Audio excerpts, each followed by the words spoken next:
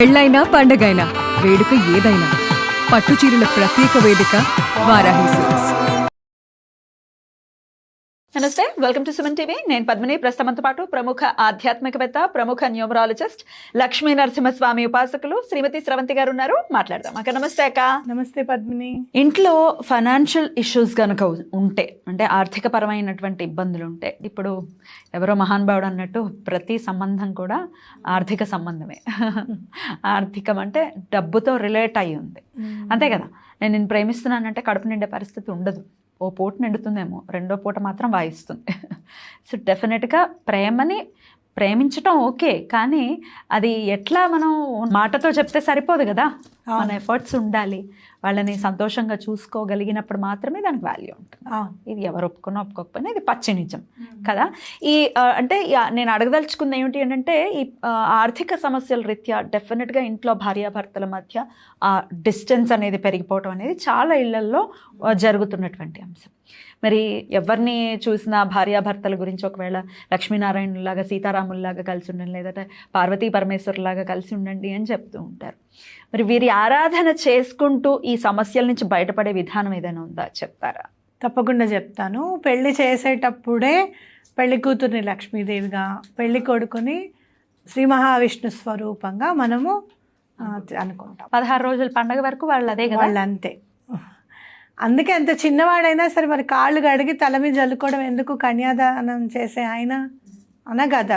పిల్ల తండ్రి పిల్లవాడి కాళ్ళు కడుగుతున్నాడు, ఆయన నీళ్ళు జల్లుకుంటున్నాడు అని అంటే మహావిష్ణువే వచ్చి నా కూతుర్ని పెళ్ళాడుతున్నాడు అని చెప్పడం. అయ్యో ఇంత పెద్ద ఆయన నా కాళ్ళు నీళ్ళు జల్లుకున్నాడే, ఇంత నమ్మకం ఉంటే నాకు అంత గౌరవం ఇచ్చాడు, వాళ్ళ అమ్మాయిని నేను చాలా బాగా చూసుకోవాలి అనే తత్వాన్ని ఇముడమింపు చేయాలంటే ఆ మనిషిలోకి రావాలి అని చెప్పి మన సనాతన ధర్మం చేసిన బ్యూటీ మామూలు అంత ఇంత కాదు పద్మిని. పెళ్లి తంతులో మరి పెళ్ళైన తర్వాత ఎవరిని ఆరాధించాలి అంటే తప్పకుండా శివపార్వతుల్ని, అలాగే లక్ష్మీనారాయణని తప్పకుండా ఆరాధించాలి. ఇంట్లో గొడవ అనేది ఉండకూడదు అంటే, ఈగో ప్రాబ్లమ్స్ ఉండకూడదు అంటే లక్ష్మీనారాయణని ఆరాధించాలి.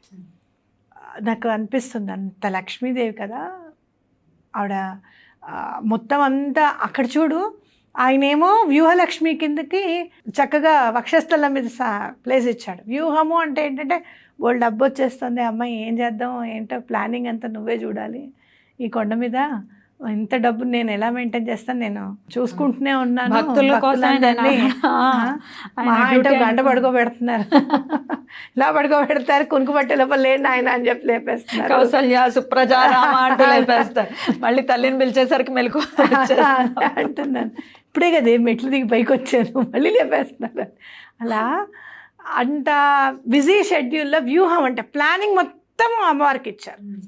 నాకు ఇచ్చారు కదా ప్లానింగ్ అని ఆవిడేమి మామూలుగా ఊరికే కూర్చోదు. బయట నుంచొని ఎవరేమి ఇచ్చారు ఏంటి సంగతి అని చెప్పి నుంచొని ఉంటారు లక్ష్మీదేవి. మన తెలుగు సాంప్రదాయంలో ఎక్కడ లక్ష్మీదేవి నుంచోదు, మన దగ్గర కూర్చుని ఉంటారు, పాదాలు కూడా కనపడకూడదమ్మా అని చెప్తారు. అలాంటిది ఆవిడ అక్కడ నుంచొని ఉంటుంది. ఎక్కడ ఈగో ఉంది చెప్పు. అంత ఉన్నా కూడా కాళ్ళు ఒత్తుతుందే స్వామిది. ఎందుకు కాళ్ళు ఒత్తాలి అని అంటే, నాకు మొన్న దాంట్లో చదువుతున్నాను, మామూలుగా వ్యర్థము అనేది మన బాడీలో ఉంటుంది, అది వాయువు రూపంలో సంచరిస్తూ ఉంటుంది వ్యర్థం అంతా కూడా. ఆ వాయు రూపంలో వ్యర్థం పోవాలి అంటే కాళ్ళు ప్రెస్ చేస్తూ ఉంటే కనుక లింఫ్ నోడ్స్లో ఉన్నవంతా కూడా వ్యర్థం అంతా కూడా వెళ్ళిపోతుంది. అంటే కాళ్ళు నొక్కినంత మనకు హాయిగా అనిపిస్తుంది, ఎక్కడికి వెళ్ళిపోయింది ఈ బాధ అంతా అని అనిపిస్తుంది. ఆ కాళ్ళు నొక్కుతూ ఉంటుంది ఆ స్వామివారిది. నాకు ఇంత ఉందని కూడా ఏమీ ఆలోచించకుండా. సో ఈగో ప్రాబ్లం అనేది ఉండకూడదు అంటే కనుక లక్ష్మీనారాయణని పూజించాలి. వాళ్ళని తప్పకుండా మీరు ఎలా పూజిస్తామండి, చాలా టైం పడుతుందండి అన్నీ చదవడానికి, మాకు చాలా హార్డ్ అండి అని అంటే కనుక నేను ఒక స్విచ్ వర్డ్ చెప్తాను. చాలా అర్థం ఉంది దీంట్లో. Together divine, divine together. సంపుటీకరణ లాగుంది, జటలాగుంది. అదే డివైన్ టుగెదర్, టుగెదర్ డివైన్ అని కూడా చదువుకోవచ్చు. డివైన్ టుగెదర్ అంటే ఏంటి అని అంటే, వాళ్ళందరూ నాకు నచ్చాలి అంటే, వాళ్ళందరూ నాకు నచ్చాలి అని అంటే నువ్వు ఎట్లా బిహేవ్ చేయాలి, వాళ్ళందరికీ నువ్వు నచ్చేటట్టుగా బిహేవ్ చేయాలి. అలాగే టుగెదర్ డివైన్, నేను వాళ్ళకి నచ్చాలి. ఈ రెండు మాటలు అనుకుంటే గనక భార్యాభర్తల మధ్యలో ఉన్నవన్నీ కూడా తొలగిపోతాయి. స్వామివారిని ఎలా మరి వాళ్ళని ఎలా మనం దండం పెట్టుకోవాలి అంటే గనక తేనెని నైవేద్యం పెట్టి, స్వామి మీ ఇద్దరు ఎంత అన్యోన్యంగా ఉన్నారో మమ్మల్ని కూడా అంత అన్యోన్యంగా ఉండేటట్టు దీవించండి అని చెప్పి దండం పెట్టుకొని 1 గంట తేనెని అక్కడ వదిలేసేసి రోజు కొంచెం ఇంత తేనె ఇద్దరు కూడా కాస్త కాస్త తీసుకోండి, చాలా మంచిది. తప్పకుండా దేశీ తేనెనే తీసుకోండి, ఏదో తయారు చేసిన తేనెలు మాత్రం వద్దు. తప్పకుండా న్యాచురల్ హనీ దొరుకుతుంది మీకు. న్యాచురల్ హనీ చాలా బాగా పనిచేస్తుంది. ఎందుకు అంత బాగా పనిచేస్తుంది అని అంటే ఎన్నో తేనెటీగల కష్టం కేవలం మన కోసం వదిలేసి వెళ్ళిపోతాయి. అవి అప్పుడు తయారు చేసేదాకా కుట్టి చంపేస్తాయి ముట్టుకుంటే. ఇది అమ్మ వంటంతా అయిపోయిన తర్వాత నైవేద్యం అయిన తర్వాత తినాలని ఆపుతుంది. ముట్టుకో, వాసన కూడా చూడద్దు, వెళ్ళండి ఇక్కడి నుంచి అనేది మా అమ్మ. మామూలు అప్పుడేమో సాంబార్ వాసన వస్తుంది నేను ఇది చేసినప్పుడు.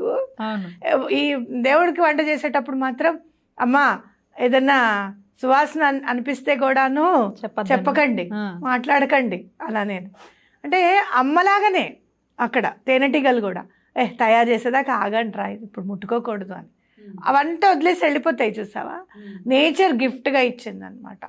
అంత కష్టాన్ని గిఫ్ట్గా మనకి ఇచ్చినప్పుడు దాన్ని మనం సెక్యూర్ చేసుకొని తెచ్చుకొని తేనె చాలా మంచిదని చెప్పి అమ్మవారికి నివేదన పెట్టి, అయ్యవారికి నివేదన పెట్టి అది గనక ఇద్దరు తీసుకుంటే చాలా మంచిది. మీరు నమ్మినా నమ్మకపోయినా, మీరు నన్ను ఏమనుకున్నా, చాలామంది చేసిన రెమెడీ ఇది. చెప్పండి. తేనెలో మీ ఇద్దరి పేర్లు చిన్న పేపర్ మీద రాసి ఆ తేనెలో ఆ పేపర్ని వేసి ఉంచండి చిన్న బాటిల్లో. చాలా మంచి డిఫరెన్స్ అనేది కనిపిస్తుంది. అది అనుభవపూర్వకంగా తెలుసుకోవాలి. అది చేస్తే పోతుందా, ఇది చేస్తే పోతుందా అనటానికి, అది చేస్తే పోతుందా అని అంటే సీరం తెచ్చుకోండి, జుట్టు పెరుగుతుందంటే తెచ్చుకోవట్లా, తెచ్చుకొని కూడా అంతే. ఇది కూడా అంతే. అంటే ఏంటంటే యు ఆర్ అప్లయింగ్ ఇట్. మీరు ఏమన్నా ఫేస్కి తెచ్చుకున్నారు, జుట్టుకు తెచ్చుకున్నారు, లేకపోతే ఏదైనా చేస్తుందంటే యు ఆర్ అప్లయింగ్ ఇట్. అలాగే ఈ రెమెడీ కూడా యు ఆర్ అప్లయింగ్ ఇట్. తంత్రము అంటే ఏంటి అని అంటే నేచర్తో వచ్చిన వస్తువుల్ని తీసుకొని, మంత్రం అది ఏమీ లేకుండా just performing the duty is the definition of the తంత్రం, taking the help of the nature. Definitely. కాబట్టి అది చెయ్యండి, తప్పకుండా మార్పు అనేది వస్తుంది. మీకు ఇంకా ఓపిక ఉంది అని అంటే చక్కగా లక్ష్మీ హృదయం, నారాయణ హృదయం కూడా సంపుటీకరణంతో చదువుకోవచ్చు. ఒక్కసారి వాళ్ళిద్దరికీ దండం పెట్టుకుంటే చాలా మంచిదన్నమాట, చాలా బాగా కలిసి వస్తుంది. అలాగే ఖచ్చితంగా కలిసి రావాలి. వాళ్ళిద్దరు ఎంత అన్యోన్యంగా ఉన్నారో ప్రతి జంట కూడా అలాగే అన్యోన్యంగా ఉండాలి, వారి అనుగ్రహం ఉండాలని. శ్రీనివాసుడు అన్నారు ఆయన, శ్రీనివాసుడు. అది అంటే ఏంటంటే లక్ష్మి దగ్గరే ఉంటారు, ఆవిడ ఆయనకి అంటుకునే ఉంటుంది. కాబట్టి తప్పకుండా మీ ఇద్దరు అన్యోన్యంగా ఉంటారని ఖచ్చితంగా చెప్పుకోవచ్చు. మీరు ఎందుకు ఉండాలి అన్యోన్యంగా, మాకు అవసరం లేదు, ఉంటే ఉంటాడు లేకపోతే లేదు అన్న ఫీలింగ్లో ఉండకండి. ఎందుకంటే ఫైనాన్షియల్ అబండెన్స్ ఎక్కడ ఉంటుంది, మీరు ఉన్నారు చాలా హార్మోనీగా ఉన్న ప్లేస్లోకి వెళ్ళాలనుకుంటారు. గొడవలుగా ఉందంటే మనం వెళ్తామా, వెళ్ళాం. అలాగే అమ్మవారు కూడా హార్మోనీగా ఉంది, ఇంట్లో ఒకరికొకరు అడ్జస్ట్ అవుతున్నారంటే సర్లే వెళ్ళి చూద్దాం, వాళ్ళ ప్రాబ్లం ఏంటో సాల్వ్ చేద్దామని అనుకుంటుంది అమ్మవారు కూడా. అందుకే గొడవ అనేది ఉండకూడదు ఇంట్లో అని చెప్పేవారు. లక్ష్మి ఉండదు, ఇలా చేయకూడదు అని చెప్పి కొన్ని రూల్స్ ఉన్నాయి మనకి. చిన్నప్పుడు మనం చెప్పుకున్నాం, ఒకసారి వీడియోలో చెప్పుకుందాం మనం ఏమేమి చేయకూడదు అని. ఇంట్లో లక్ష్మి ఇంట్లో ఉండాలి అని అంటే మనం ఏమేమి పర్ఫామ్ చేయకూడదు కూడా చెప్పుకుందాం. చాలా చక్కగా వివరించారక్క, కృతజ్ఞతలు. నమస్తే అక్క. నమస్తే.